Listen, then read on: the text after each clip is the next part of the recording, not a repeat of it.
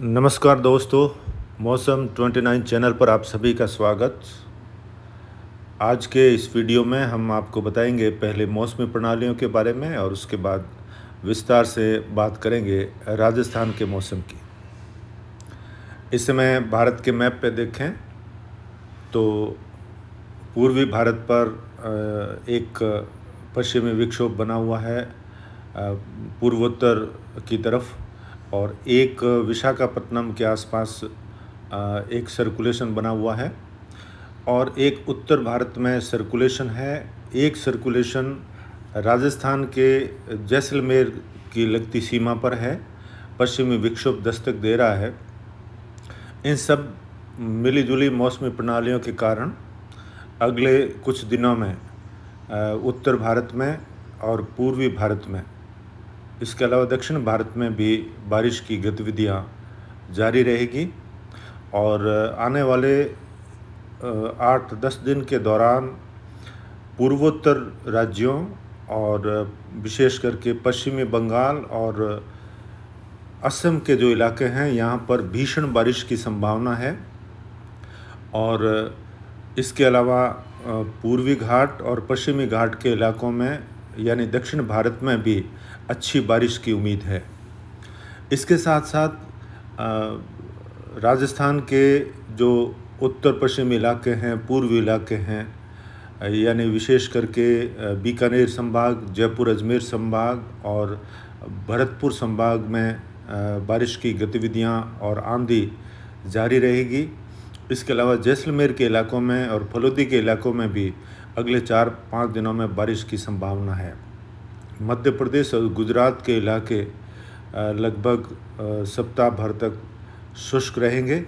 उसके बाद मानसून के लिए कुछ पॉजिटिव परिस्थितियां बन रही है और जून के अंतिम सप्ताह में मानसून बहुत तेज़ गति से आगे बढ़ने की संभावना है। फिलहाल अल नीनो की वजह से पूरे भारत में मानसून ब्रेक लगा हुआ है और तेज़ हवाएं चल रही हैं और पछुआ हवाएं मध्य भारत से पूर्व की ओर बढ़ रही है। तो आने वाले दिनों में सुखद समाचार है कि 20 जून के बाद से मानसून को पंख लगेंगे और अरब सागर और बंगाल की खाड़ी में दोनों एक्टिव होने से नए सिस्टम बनेंगे, जिसकी वजह से भारत के उत्तरी इलाकों की ओर और पश्चिम की तरफ मानसून पुश होगा। आइए अब हम जानते हैं राजस्थान का मौसम।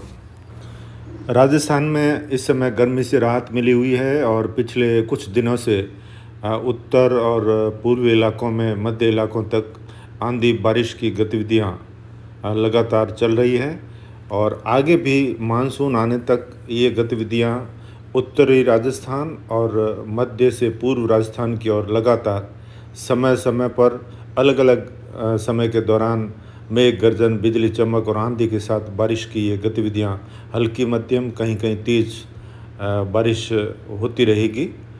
फ़िलहाल इस मैप में देखें तो ये 16, 17, 18 और लगभग 19 जून का मौसम दर्शाया गया है। इसमें उदयपुर संभाग और कुछ जोधपुर संभाग के जो ज़िले हैं इनको छोड़कर यानी पाली, बालोतरा, कुछ बाड़मेर और जालौर, सिरोही और उदयपुर संभाग के तमाम जो ज़िले हैं, यहाँ बारिश की संभावना अगले 3-4 दिनों में बहुत कम है। लेकिन जैसलमेर के क्षेत्रों में ज़ोरदार आंधी के साथ बारिश होने की संभावना रहेगी अगले 3-4 दिन। इसके अलावा फलोदी, बीकानेर, सूरतगढ़, अनूपगढ़, नौर भादरा, हनुमानगढ़, सीकर, झुंझुनू, चूरू के इलाके हैं, नागौर के तमाम इलाके हैं, यहाँ पर तेज़ आंधी के साथ बारिश की गतिविधियाँ चलती रहेगी। इसके अलावा देखें तो जयपुर के आसपास के क्षेत्र है, अजमेर, पीसांगन, ब्यावर से लगाकर मकराना, डीडवाना, जायल, नागौर शहर से खीमसर, सोयला, भोपालगढ़, बिलाड़ा, जोधपुर के आसपास से लगाकर जैतारण और टोंक और कोटा संभाग के जो ज़िले हैं, बूंदी, इसके अलावा बारां, झालावाड़, कोटा शहर से लगाकर आगे सवाई माधोपुर, करौली, धौलपुर, भरतपुर, सवाई माधोपुर से लगाकर अलवर खेरतल की तरफ भी तेज़ आंधी के साथ बारिश की संभावना अगले 3-4 दिन तक रहने की संभावना है। जोधपुर शहर के आसपास कुछ स्थानों पर हल्की बारिश हो सकती है आंधी के साथ, लेकिन फलोदी और पोकरण, देचू, बालेश्वर, शेरगढ़ से लगाकर ओसियाँ, तिवरी और बावड़ी, भोपालगढ़ की तरफ तेज़ वर्षा की संभावना है अगले 3-4 दिनों में। और इस दौरान कुछ स्थान ऐसे भी है जो शुष्क रह सकते हैं और कहीं कहीं हल्की मध्यम से 1-2 स्थानों पर तेज़ बारिश की संभावना है। अभी जैसा कि मैंने पहले बताया आपको कि भारत में मानसून सुस्त पड़ा हुआ है, लेकिन अगले 3-4 दिन के बाद मानसून को पंख लगने वाले हैं और इस दौरान बहुत तेज़ गति से मानसूनी हवाएं आगे बढ़ेंगी और जून के अंतिम सप्ताह में मानसून कोटा के रास्ते राजस्थान में प्रवेश कर सकता है। इससे पहले मानसून पूर्व की बारिश की गतिविधियां राज्य में अलग अलग समय में अलग अलग स्थानों पर जारी रहेगी और अब लू की संभावना फ़िलहाल नहीं के बराबर है। तापमान में गिरावट बनी रहेगी और तेज़ हवाओं का दौर भी अगले 4-5 दिन तक राज्य के विभिन्न स्थानों पर देखा जाएगा।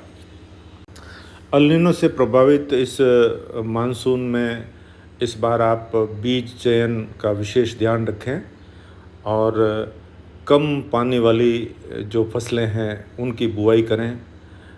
बाजरा में जैसे HSB 67 बीज को ही अपनाएं ताकि 2 महीने में पककर तैयार हो जाए। और दूसरी भी किस्में हैं मूंग की, ग्वार की और तिलहन की, जो भी फसलें हैं उनका चयन करते समय कम पानी में पकने वाली फसलों को ही आप अपनाएं। आगे जो भी नए अपडेट होंगे हम फिर से आपकी सेवा में हाजिर होंगे। तब तक के लिए नमस्कार।